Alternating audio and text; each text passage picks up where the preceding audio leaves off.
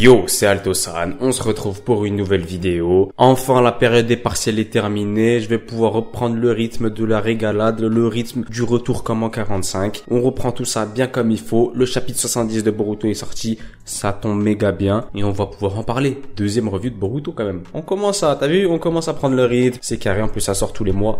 Ça tombe bien. Donc direct, tu sais, on va pas parler chinois, on va directement rentrer dans le lourd, le chapitre 70 de Boruto. Et déjà, première info à savoir méga importante sur ce chapitre, c'est que ça fait 3 chapitres qu'Amado se fait choper par le callback. Ça fait 3 chapitres que le pauvre Amado est collé contre un mur comme une victime. Il est chopé par le callback. Le seul truc qu'il peut faire, c'est parler avec Shikamaru en mode parler à penser vraiment comme une victime. Ça me fait de la peine pour ce scientifique qui était vraiment ultra stylé au début. Wesh, Amado quand même. Donc ça fait 3 chapitres que Code lui demande, tu peux me désactiver s'il te plaît en 20. En 20 de chez 20. Code, on dirait, il est venu ici à Konoha, il en manque d'idées, il en manque de plans, il sait pas quoi faire. Le dernier chapitre s'est arrêté sur, entre guillemets, la proposition qu'avait fait Shikamaru à Ada pour qu'elle le rejoigne. C'est vrai, en vrai de vrai, en y réfléchissant, c'est tout bénef pour elle en fait. Tu viens à Konoha, t'es protégé par Konoha, t'es dans la ville, en plus elle a Kawaki à côté d'elle. Bref, que du bénéf. Elle a réfléchi, elle a tranché que non, c'est mort, et on a vu son œil spécial, c'est son œil en forme de lune bizarre, qui permet de voir tout ce qui se passe dans le monde actuel. Bref, et c'est comme ça qu'elle a pu voir que en fait il y avait que Naruto et Sasuke étaient juste derrière la porte en fait, et qu'ils étaient à 2 doigts de faire une descente de police, tu sais, comme dans la vidéo FBI Open the Door. Ils étaient à 2 doigts de faire ça, une vraie perquise à 6h du matin. Du coup elle a vu ça, bon, elle en informe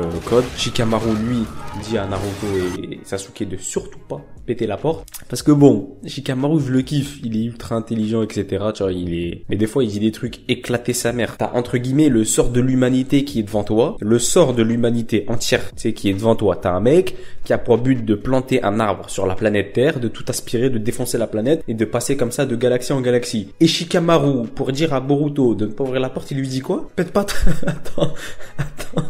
Ah, ça m'avait tué. Pète pas la porte, c'est trop cher, on n'a pas la thune pour réparer. Mais wesh, sérieusement, Shikamaru, quand même, le mec qui a 1022 de QI.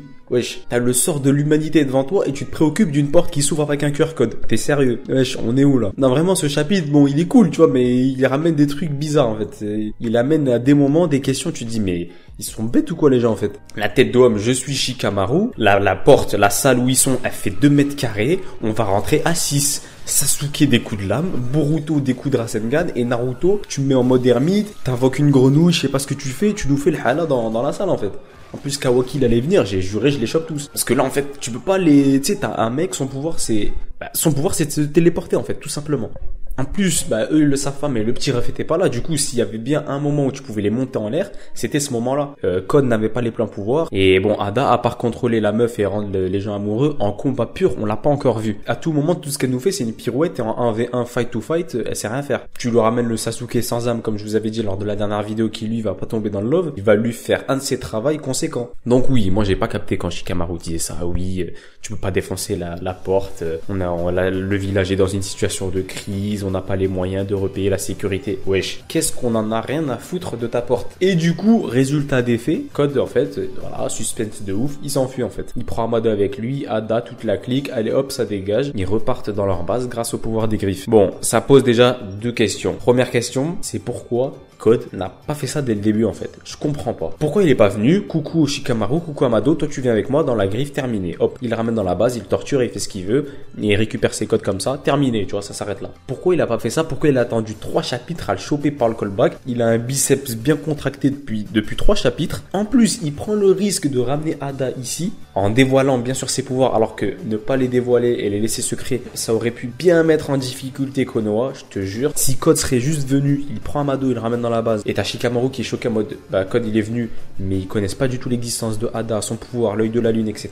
Tu peux même pas faire de révolution en fait, tu peux même pas attaquer leur base parce que Ada voit tout. Non, lui ce sgeg il a ramené Ada, tu sais, c'est à chaque fois dans les mangas c'est comme ça, il ramène Ada, il dévoile toute sa stratégie, donc elle c'est Ada, voici son pouvoir, c'est son œil, elle permet de tout voir, bam. Donc maintenant Shikamaru le sait, Et il repart en fait, il repart avec ses griffes, il reprend Amado. Comme si Zama c'était un défilé, c'était la Fashion Week. Il venait, il montrait ses atouts, sa bosse secrète en direct live, et il repart. Donc sur ce coup-là, ouais, dans code ultra débilos, tiens, t'as Shikamaru dans la salle, tu sais qu'il va rien te faire, il peut rien faire dans tous les cas, tu viens, ça dure 2 secondes, tu viens, tu le chopes par le callback dans une griffe terminée. Et au pire des cas, quoi, il y a Shikamaru qui va rentrer dans la griffe avec toi, bah tu l'éclates, tu vois, t'es dans ta base, Shikamaru, bon, en 1v1, machallah, il joue avec les ombres, mais bon, ça vole pas haut. Donc en fait, il risquait rien, il est venu en fait, et c'est ça en fait ce que je comprends pas, il est venu en territoire ennemi demander des explications en territoire ennemi. Je sais pas, tes codes, t'es intelligent, tu viens, tu le chopes, tu le ramènes dans ta base, et là t'as le temps de le torturer, de faire ce que tu veux, etc. Donc voilà, c'était vraiment un moment où je me suis dit, wesh, mais il est bête lui, ou qu'est-ce qu'il nous fait le code? Du coup, ils prennent Amado, Ada, ils repartent dans leur base. Ce qui a précipité ce départ, c'est l'arrivée de Kawaki qui venait à toute patate. Et ce qui devait se passer en un chapitre et qui s'est passé en 3 chapitres arriva. Amado est dans la base, le mec le chope, désactive-moi maintenant cousin où je vais vraiment te monter en l'air. Et il a désactivé instantanément. Ce qui devait arriver arriva, code à maintenant. Les pleins pouvoirs, hop, terminado, on a le code prime, tout simplement. Il est là, premier message qu'il lâche, c'est il get Ada, il get son petit ref, et premier message qu'il lâche, c'est super cool. J'ai l'impression que plus personne ne peut me battre. Je ne peux plus perdre. C'est fini. Ouf, déjà là ça commence. Et en fait bon.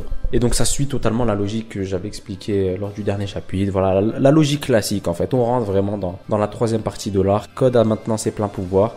Il y a plusieurs choses qui vont se passer. Parce que le chapitre, vraiment, il finit d'une manière bizarre. T'as Code, bien sûr, qui maintenant qu'il a ses pleins pouvoirs, Amado, il le regarde, il n'a plus aucune utilité. Il veut juste le fumer. Est-ce qu'il va le faire? Je ne pense pas. Et rappelez-vous, lors de la dernière vidéo, je vous avais dit que Ada devait avoir un rôle autre que juste l'arbin de Code. Une fois que Code aurait eu ses pleins pouvoirs. Leur marché, c'était tu touches pas à Kawaki, je te laisse avoir les pleins pouvoirs. Maintenant qu'il a les pleins pouvoirs, le marché est rompu. Ada, elle n'a plus à écouter Code et Code n'a plus à écouter Ada. C'est terminé. Ils ont un rapport de force qui maintenant est devenu conflictuel. Parce qu'avant, Code, c'était un peu la zoulette du groupe. Il pouvait rien faire parce qu'il savait qu'il y avait le petit ref. Il y avait Ada avec des pouvoirs inconnus. Il pouvait à tout moment, s'il se rebellait, se faire éclater. Donc là, maintenant que la balance des puissances est redevenue à la normale, voire même que Code est un peu plus supérieur maintenant, attention, le rôle d'Ada commence. Et il est tout tracé en fait. Je pense qu'il est clair. Peut-être que ça sera pas ça, mais moi en tout cas, je le vois d'une façon très claire. Code, à la fin du chapitre, on le voit, il lève la main sur Amado en mode il veut le terminer. Ada va devoir s'interposer avec son petit ref. C'est sûr, c'est écrit comme ça, je pense. En plus, il y a un lien de parenté entre les deux, etc., etc.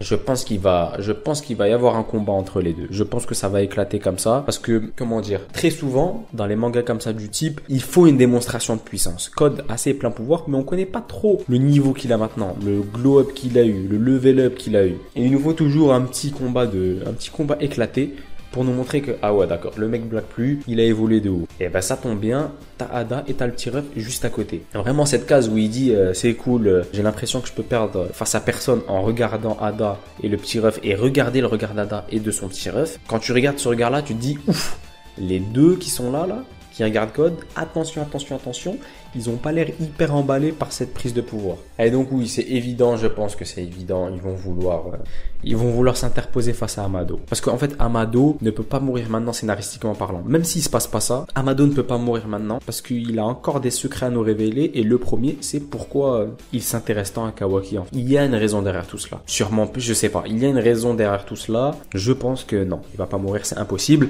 Et quand tu regardes la scène, il y a que 2 personnes extérieures à Code et Amado, c'est Ada et son petit frère. Donc oui, je pense que prochain chapitre, il va y avoir de la baston et on va pouvoir voir les nouveaux pouvoirs de Code. Ça va être bien sympathique. Surtout qu'en fait, tout s'emboîte. Vraiment, tout s'emboîte scénaristiquement si ça se passe ça. C'est-à-dire que Ada va se battre avec son petit frère face à Code. Code va nous montrer ses nouveaux pouvoirs. Il va sûrement battre les deux. En tout cas, même s'il bat pas les deux, Ada ne sera plus son allié, c'est sûr et certain.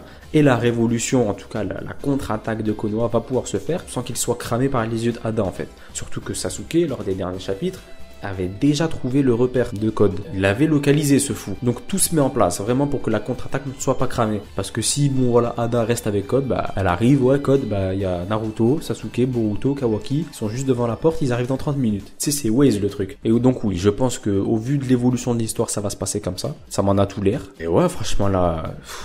Voilà. Boruto, ça avance à une allure, allure de croisière en ce moment. Que des masterclass. Les chapitres sont cool, ils sont sympas, il se passe des choses. C'est vraiment plaisant à lire. Ce chapitre acte la fin de cette deuxième partie d'arc, l'invasion de Konoha ou l'infiltration dans Konoha. Et lance la troisième, comme je vous avais dit lors de la dernière vidéo. La troisième, c'est celle du combat final. Code avec ses pleins pouvoirs contre toute la clique à Boruto. En tout cas, voilà pour ce qui était de ce chapitre. J'espère qu'il t'a plu. N'hésite pas à me dire dans les commentaires ce que t'en as pensé. N'hésite pas à liker, à t'abonner parce que tu connais, ça débute sur la chaîne en ce moment. C'est totalement incroyable. Et donc, moi, je te dis à plus pour une prochaine vidéo. C'est Talto-san. Ciao.